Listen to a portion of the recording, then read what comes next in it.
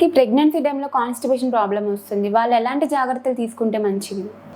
నార్మల్గా కాన్స్టిపేషన్ అనేది ప్రెగ్నెన్సీలో చాలా కామన్. ద రీజన్ ఏంటంటే ఫస్ట్ హార్మోన్ చేంజెస్ వల్ల కాన్స్టిపేషన్ వస్తుంది. సెకండ్ వచ్చేసి మెడిసిన్స్ ఏదేమన్నా వాడతారో, అది ఐరన్, కాల్షియం టాబ్లెట్స్ ఏదైతే వాడతారో ప్రెగ్నెన్సీలో దానివల్ల కూడా కాన్స్టిపేషన్ అవుతుంది.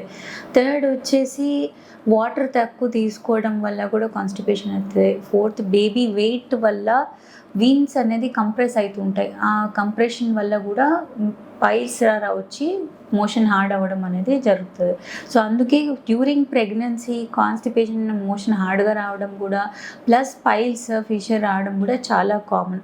ఈ రీజన్స్ వల్లే, అంటే బేబీ వెయిట్ వల్ల, హార్మోన్ చేంజెస్ వల్ల, తీసుకునే మెడిసిన్స్ వల్ల అండ్ డైట్లో proper water and fibre diet include చేయకపోవడం వల్ల కూడా కాన్స్టిపేషన్ అనేది ప్రెగ్నెంట్ విమెన్లో చాలా కామన్.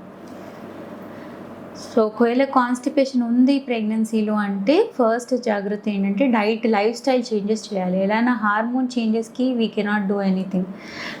ఐరన్, కాల్షియం టాబ్లెట్స్ కూడా మ్యాండేటరీ కాబట్టి అవి కూడా కంటిన్యూ చేయాలి. ఓన్లీ డైటరీ చేంజెస్ ఒకటే వీ కెన్ డూ.